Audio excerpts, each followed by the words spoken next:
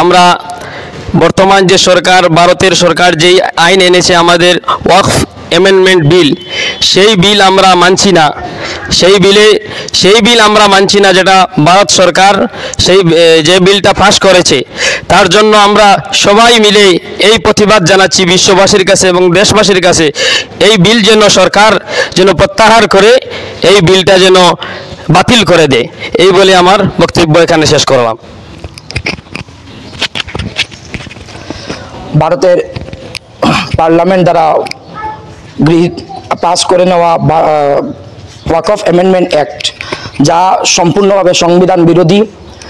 ওয়াকফ হচ্ছে আমাদের মুসলমান ধর্মাবলম্বীদের বিভিন্ন ধরনের ইবাদত আছে, যেমন ধর্মীয় কৃষ্টি কালচার, নমাজ, রোজা ইত্যাদির মতন ধর্মীয় প্রচার এবং প্রচারের জন্য আমাদের পূর্বপুরুষরা যে সম্পত্তিগুলো মসজিদ এবং মাদ্রাসা ঈদগাহর জন্য দান করেছেন, সেগুলি হচ্ছে ওয়াকফ করা, আল্লাহর নামে দান করে দেওয়া।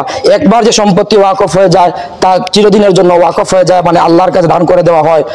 সেই ওয়াকফ করা সম্পত্তির রক্ষণাবেক্ষণ করা এবং ওয়াকফ করে দেওয়া আমাদের ধর্মীয় অধিকার এবং ধর্মীয় কার্যকলাপ।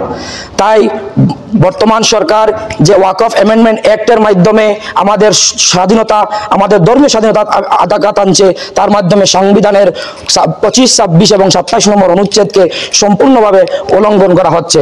25 নম্বর অনুচ্ছেদ আমাদেরকে ধর্মীয় স্বাধীনতার যে স্বীকৃতি দিয়েছে, এই আইন তা সম্পূর্ণভাবে বাতিল করেছে। কারণ এই আইনের মাধ্যমে সরকার আমাদের এই মসজিদ মাদ্রাসাগুলোকে পরিচালনা, এই ওয়াকফ সম্পত্তি পরিচালনা করার জন্য অমুসলিমদের হাতে কন্ট্রোলিং দিয়েছে। সেটা সম্পূর্ণ আমাদের শরীয়ত বিরোধী এবং আমাদের ধর্ম পরিপন্থী, এবং কাজেই এটা আমাদের সংবিধানের প্রদত্ত আমাদের যে মৌলিক অধিকার তা হরণ করে। সেজন্য আজ আমরা ঐক্যবদ্ধভাবে গণতান্ত্রিকভাবে সেই আইনকে অমান্য করছি, সেই আইনকে আমরা প্রত্যাহার করছি। আমরা উচ্চ ন্যায়ালয়ের কাছে তীব্র অনুরোধ জানাচ্ছি, অতি তাড়াতাড়ি অতি বিলম্বে এই আইনকে যেন বাতিল করা হয়। পাশাপাশি এই আইন বিশেষ করে যে ওয়াক ফর ইউজার যে অনুচ্ছেদ ছিল পূর্ব আইনে, তা উঠিয়ে নেওয়ার মাধ্যমে অনেক সম্পত্তি আছে মুসলিমদের, যেগুলো বহুদিন ধরে সেখানে মসজিদ আছে, মাদ্রাসা আছে এবং তাদের কোনো কাগজ বা দলিল নাই, সেগুলো আজ সরকার তার বেদখল করে নিতে পারে।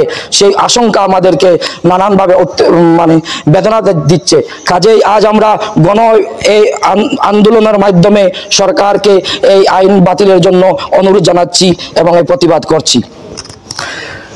ওয়াকফ বাঁচাও, সংবিধান বাঁচাও,